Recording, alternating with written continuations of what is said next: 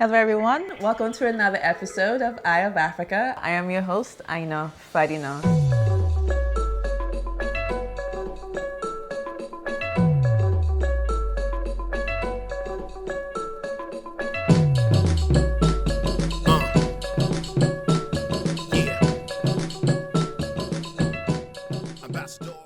Today I am here with Mrs. Eugenia Akuete and Naa-Sakle Akuete.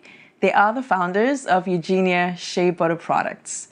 And thank you so much for welcoming us into your beautiful home today. It's been I always say it's always a great energy being at someone's home. And you made us very feel comfortable. Thank you so much. Yes, of course. Thank you for coming and thank you for making do with our space. No, thank you. How are you doing today, Mom? I'm doing very well. Yeah. Thank you for inviting us to your show. Thank you. So this Eugenia Shea product, whose idea was it to start off with? Yeah, so my mom, back in 2000, started a company that she named after me, Naa-Sakle International. So it's bulk shea butter directly to distributors and brands, primarily in the U.S. So when she was, and Mom, you can jump in whenever you want if you want to tell your own story, but... Go ahead. Okay. She moved back to Ghana in 2000, rediscovered her love of shea butter, and then also these really strong female-driven communities that supported themselves entirely through the shea industry. So it's like, I think it's 16 million women throughout sub-Saharan Africa in general, but we focus in northern Ghana, which is where we're from. We're from Ghana. One of the things that made their lives particularly difficult was that there was a lot of fragmentation in the market. So limited English as well, limited rates of literacy, and lack of technology meant that there wasn't very much price transparency, and it was pretty easy to exploit them. So she helped strengthen existing cooperatives and helped build new cooperatives to help give them a little bit more bargaining power and essentially bridge the gap between these rural, isolated shea nut pickers and global shea butter demand.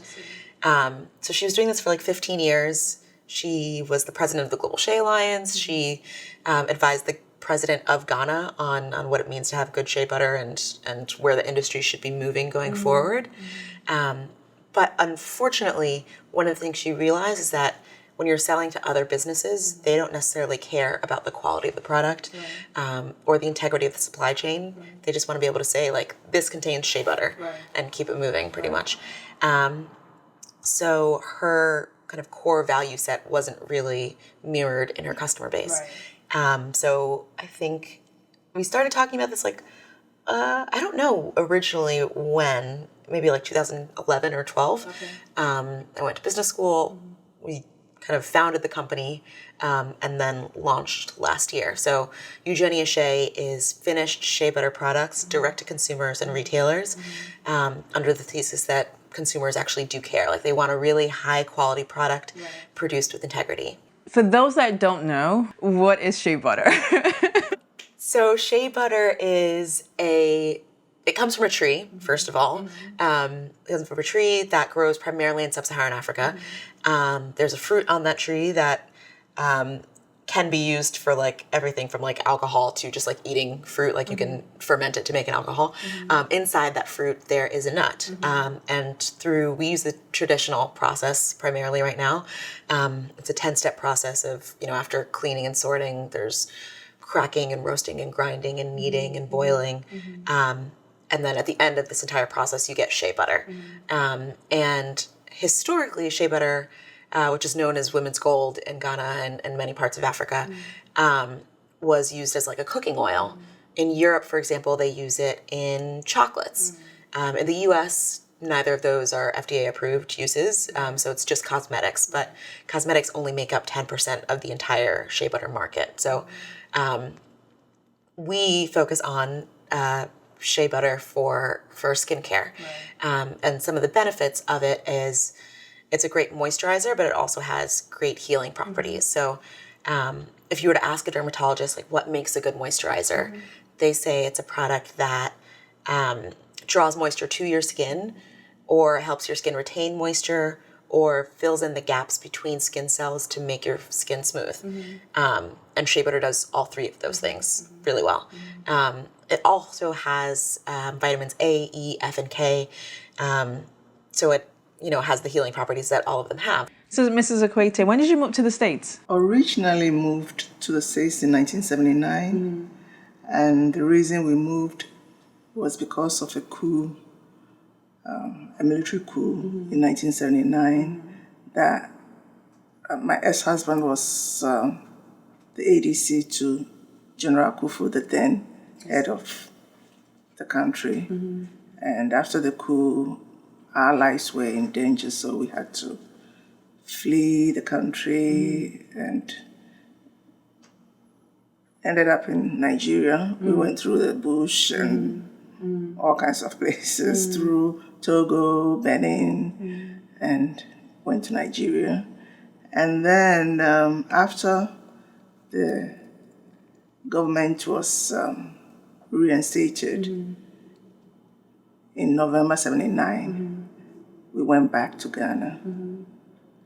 But then in 1981, the new government was overthrown again by the same military guys headed by Rawlings. And so we had to leave the country again, and we came to the States. And we've been here ever since.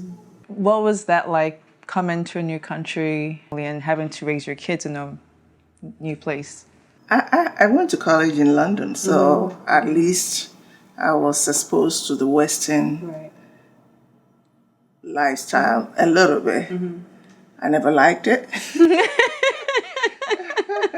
And so I wasn't thrilled coming to the U.S. But, I had to leave that alone and do what I have to do. Being married and with children, it was hard. And it was at a time where people of color had a lot of issues. I mean, we weren't, despite the fact that I was a banker working in middle management, I couldn't even get a job as a teller. And because my qualification was in the UK, from the UK instead of the US. And so I had to start all over again, cleaning houses and working in restaurant kitchens and what have you. And so I did what I had to do to take care of the kids. And eventually we were able to, I think that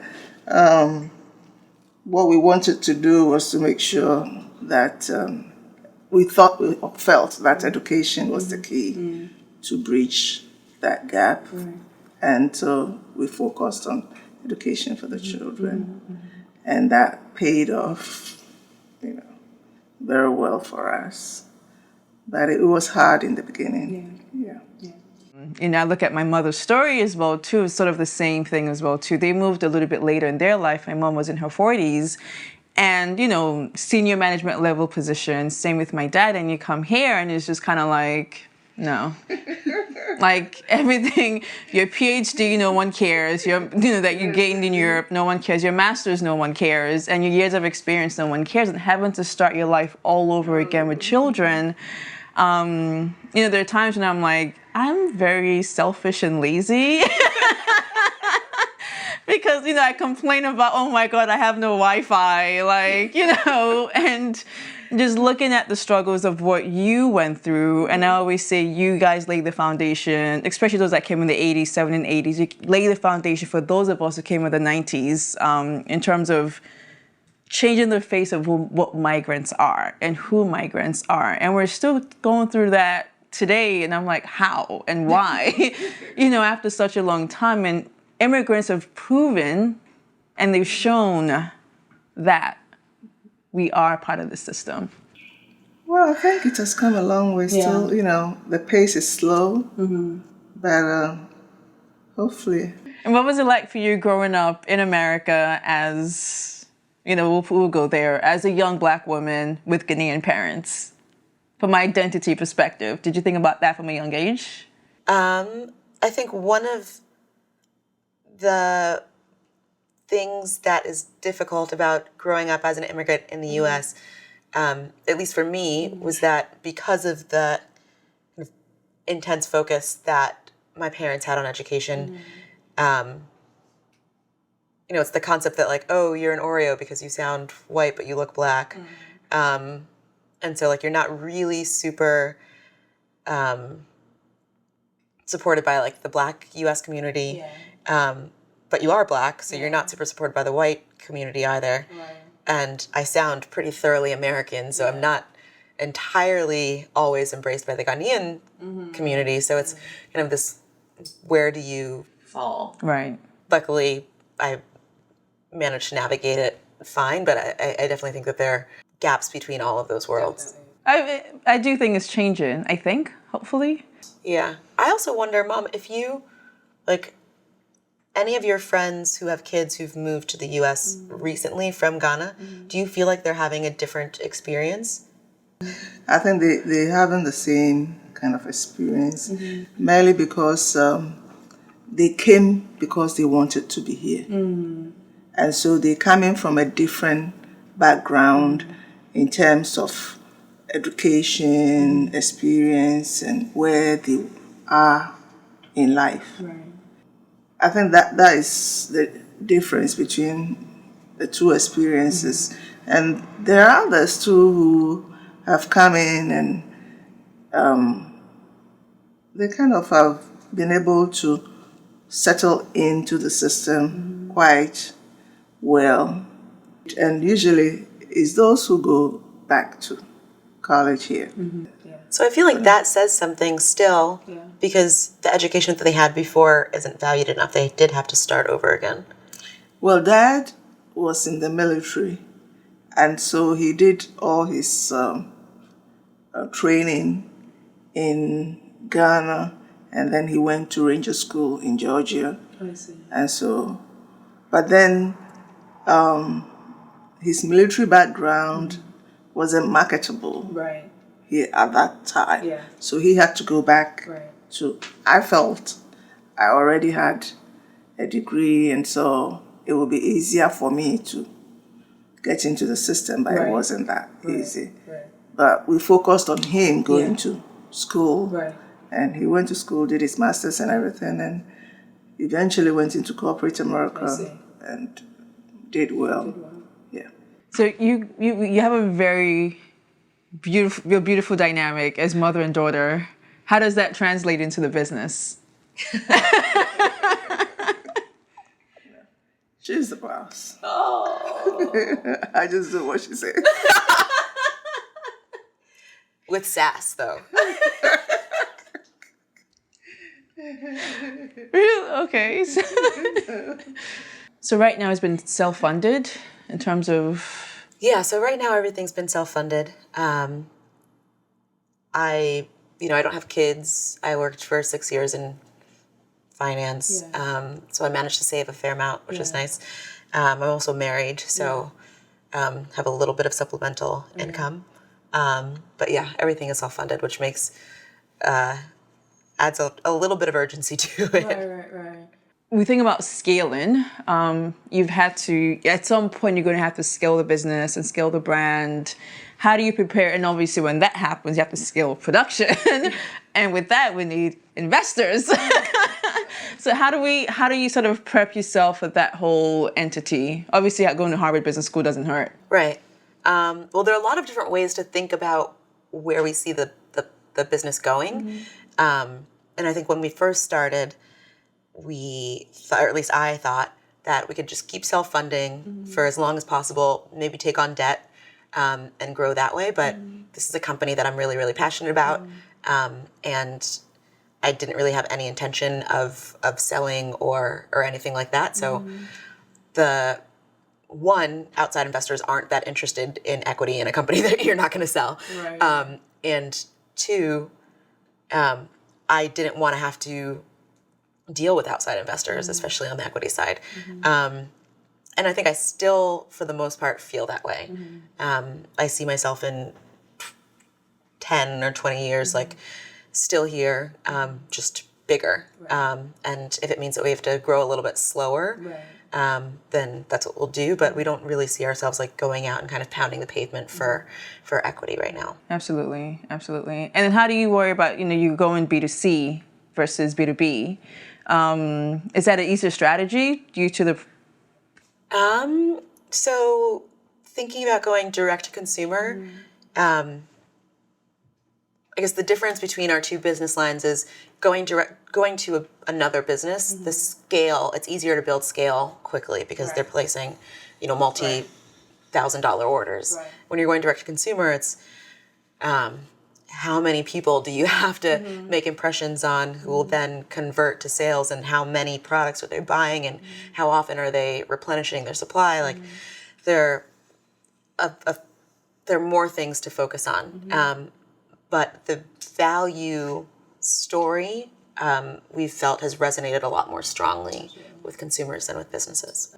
And do you think the global business market is ready for Black female entrepreneurs in beauty? That is an interesting question. I guess it depends on what you mean by ready. If the question is, are there either latent or prominent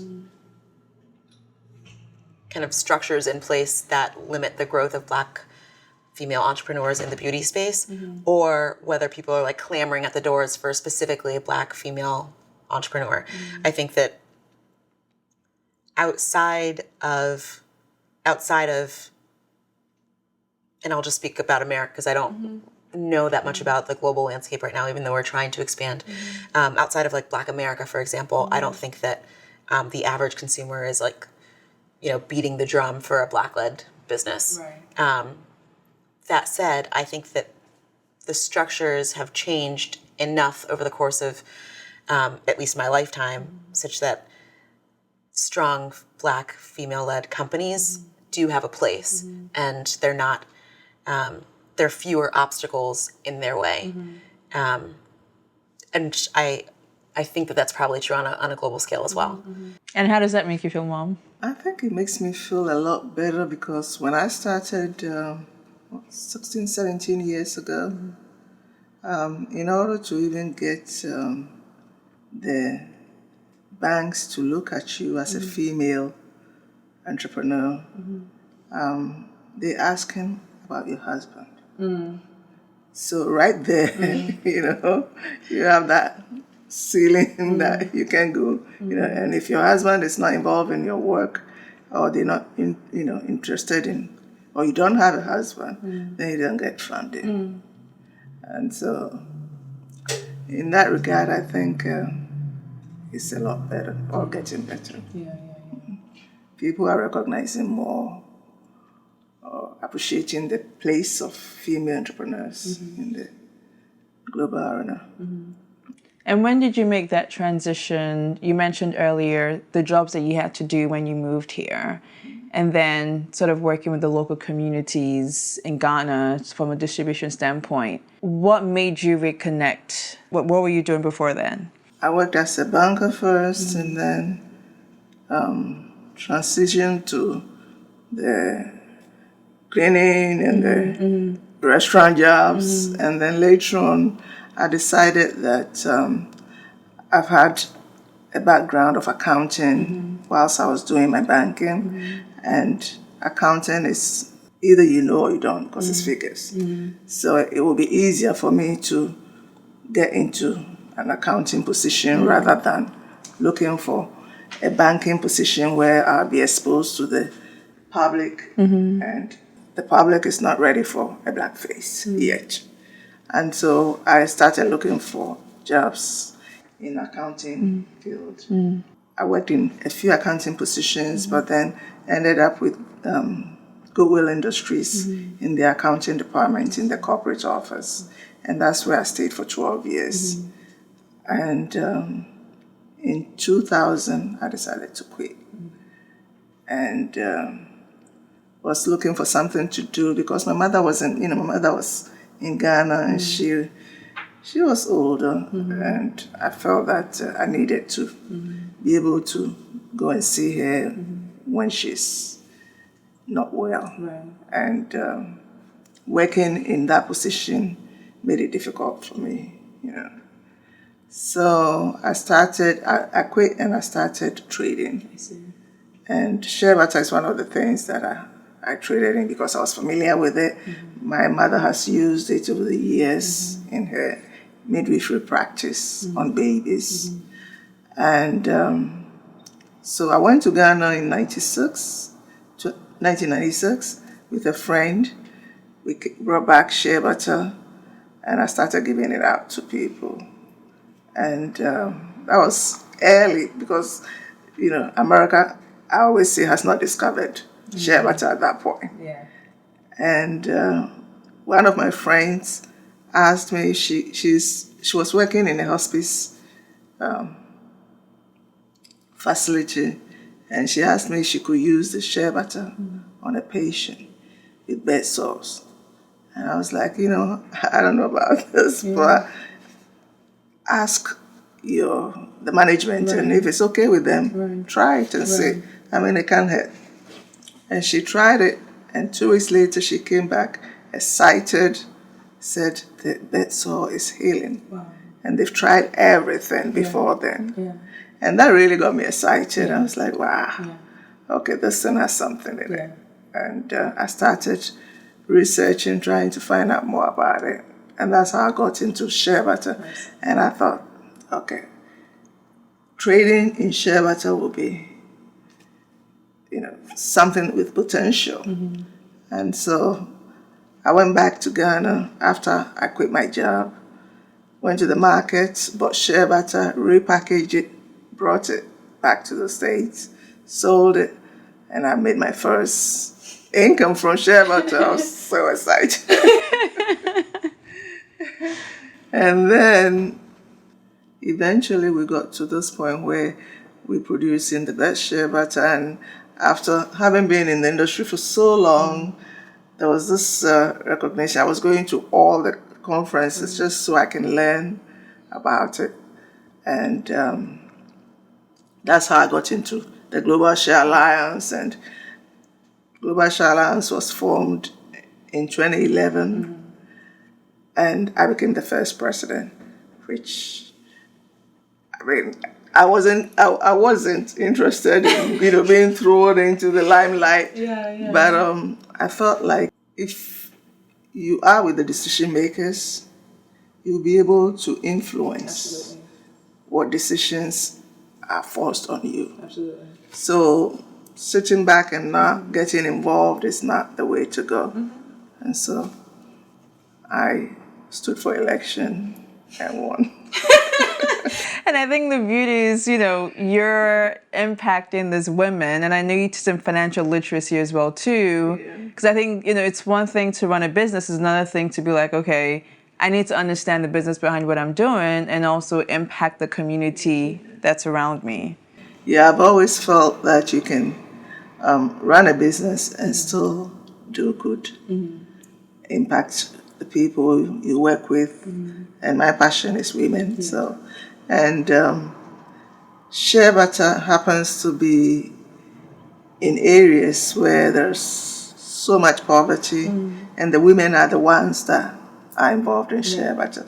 So I felt that I'll be able to make as much impact in that industry, and so that's why I went with that. Yeah.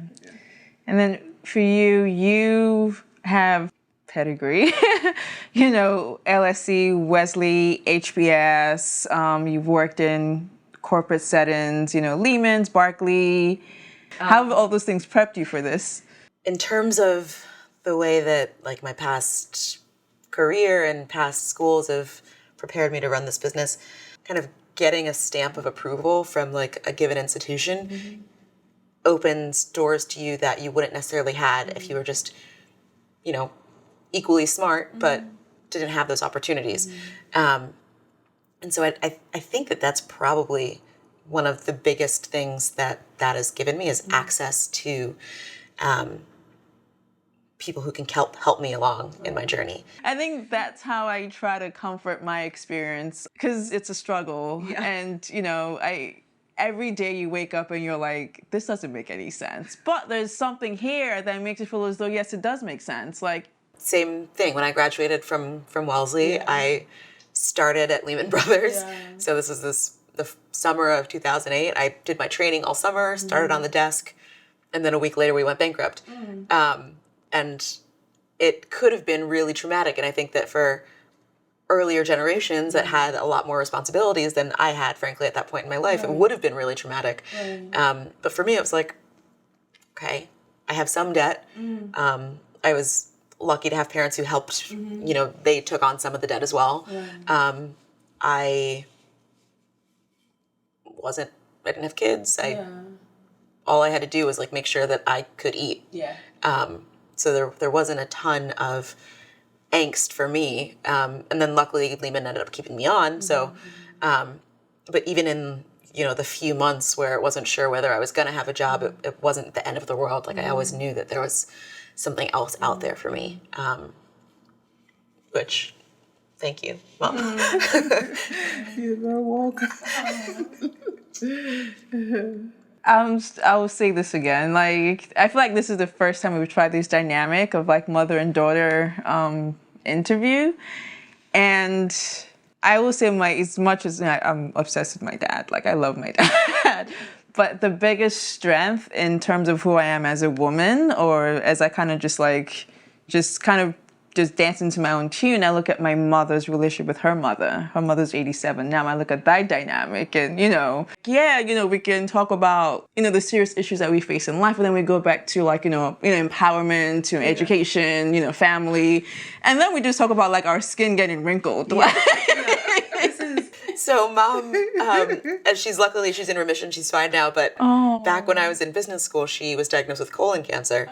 And she was in her hospital bed, like with her little tubes everywhere, just feeling her neck like, when I get out of here, I need to shave my neck more. My neck's aging too quickly. So that's it definitely resonates with us. What did the whole experience teach you about life? About life, to take life less seriously. Slow down and smell the roses. Every day is a blessing. I just thank God every day. Every day I wake up is a gift. It's a blessing. And how has that helped you, the whole experience? Going through it as a family with your mom, how has that helped you, shaped your perspective? I think her getting sick impacted my career trajectory in a weird way.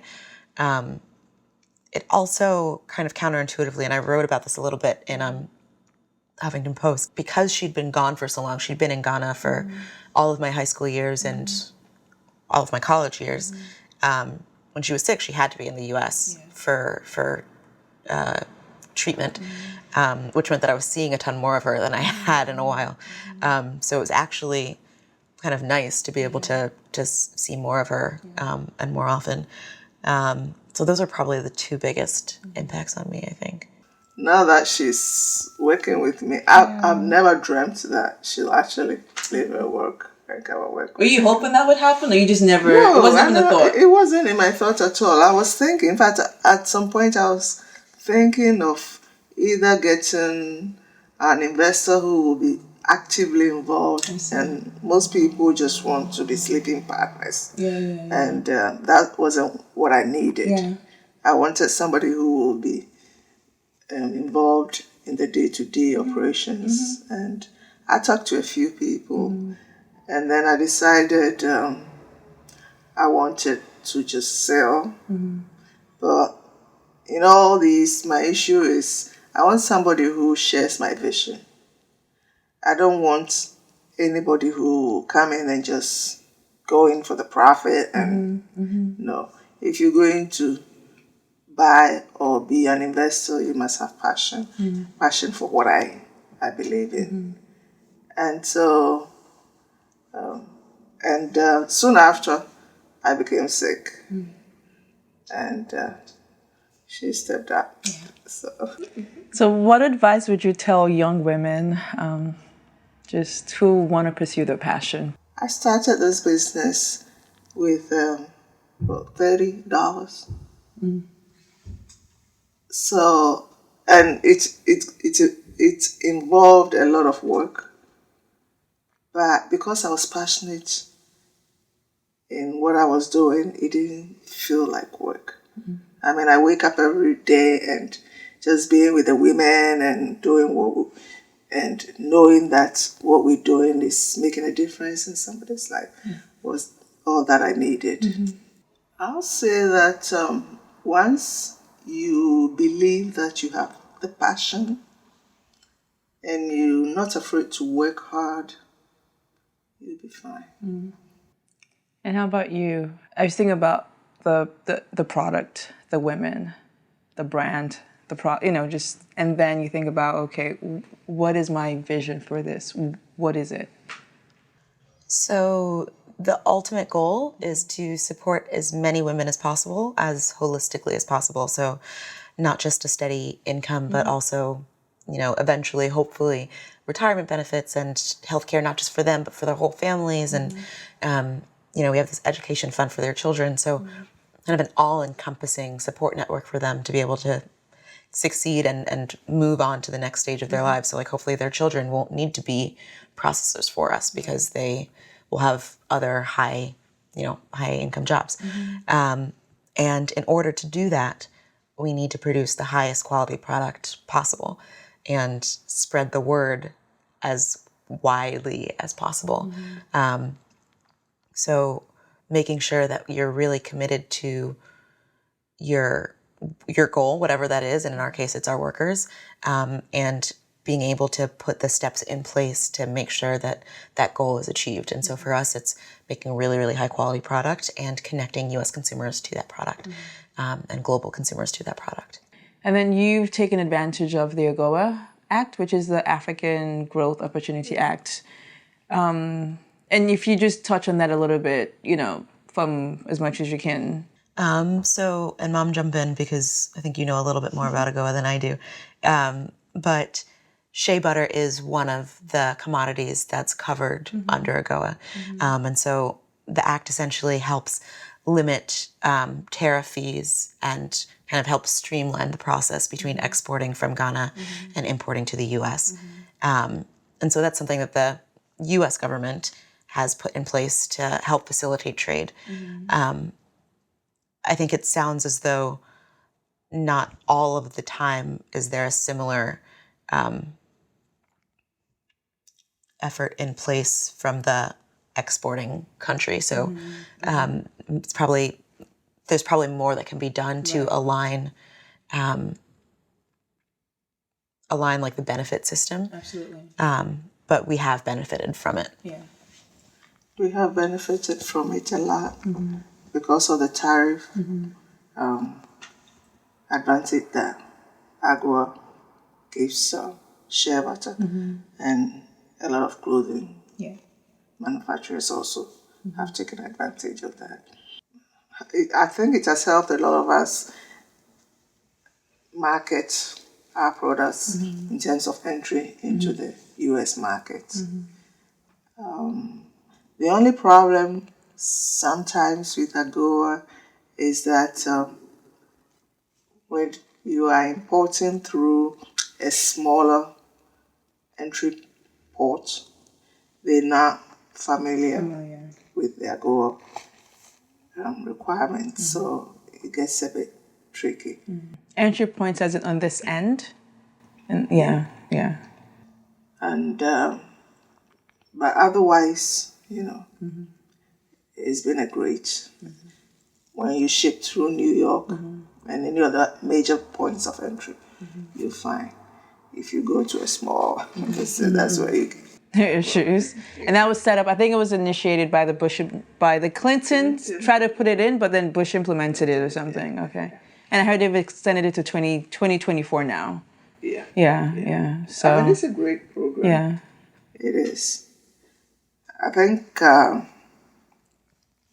the African countries that benefit from AGOA need to get aligned with what AGOA is and the benefits so that their export policy, will help facilitate so that we'll be able to see the positive results that AGOA is supposed to give. Because they're impacting so many lives on the ground. Yeah. And I feel like more people would open up their businesses if they knew that it actually existed. Right. Yeah, yeah.